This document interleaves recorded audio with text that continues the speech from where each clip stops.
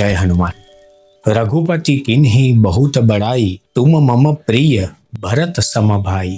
હનુમાનજીના ગુણગાન ગાતા ભગવાન શ્રીરામ કહે છે કે તમે મારા ભરતની જેમ મને પ્રિય છો. રઘુપતિ કિન્હી બહુત બડાઈ.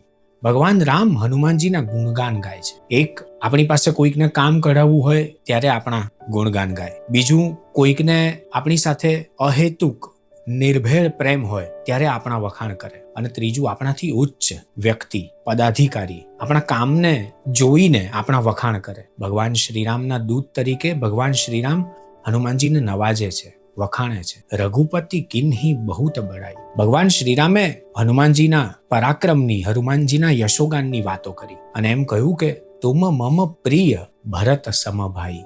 તમે મને મારા ભરત જેવા પ્રિય છો. ગળે લગાડે છે. જ્યારે આપણા કામની કદર થાય, જ્યારે આપણે આપણી મતિને સુધારીએ, આપણો સંગ સુધરે, જ્યારે આપણે આપણી ભક્તિમાં આપણી નિષ્ઠા રોપીએ, ત્યારે આપણી ભીતર પણ હનુમાનજીનું પ્રાગટ્ય થાય. હનુમાનજી પ્રગટે એટલે આપણા કામમાં એકાગ્રતા આવે. વાયુ સ્થિર નથી, પણ વાયુ સમગ્રતયા વાય છે, માટે આપણે સ્થિર રહી શકીએ છીએ. આપણી ગતિને વેગ મળી શકે છે. હનુમાનજીને એ જ પ્રાર્થના કરવાની કે હે હનુમાનજી, અમારી પાસે એવું કામ કરાવો કે અમે તમારા સાનિધ્યમાં રહી શકીએ અને અમે પણ તમારી જેમ ભગવાન રામને પ્રિય થઈ શકીએ. જેમ તમે ભરતની જેમ ભગવાન રામને પ્રિય છો, એમ અમે તમને પ્રિય થઈને રામના આત્મીય થઈ શકીએ. હનુમાન ચાલીસાની પ્રત્યેક ચોપાઈઓમાં મંત્રની શુદ્ધતા છે. એને સમજીએ ત્યારે ખ્યાલ આવશે કે આપણે રોજે રોજ જે હનુમાન ચાલીસા બોલીએ છીએ એના ગૂઢ અર્થો, એના વ્યવહાર જીવન સાથે સંકળાયેલા અર્થો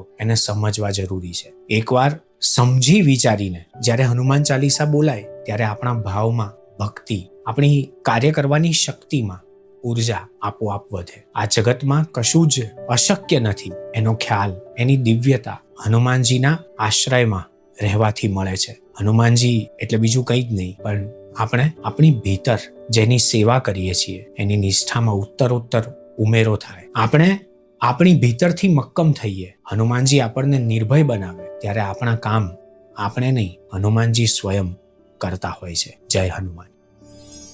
ભાષાને પ્રેમ કરો છો એટલે અંકિત ત્રિવેદીને સાંભળો છો. મેં અનુભવ્યું છે કે જેમણે મને સબસ્ક્રાઇબ નથી કર્યો એવા લોકો મને વધારે સાંભળે છે. એમને વિનંતી કે આપણી ભાષા માટે આપણે બીજું કંઈ ન કરીએ તો એટલીસ્ટ સબસ્ક્રાઇબ તો કરીએ, અને સબસ્ક્રાઇબ ન કરીએ તો પણ લાઇકનું બટન તો દબાવીએ. ટેરવાઓ માત્ર આપણી આંખો સામે જ જડ બની જાય એ પહેલા એને કુંપળ ફૂટે એવી વ્યવસ્થા ધબકારાએ જ કરવાની હોય છે.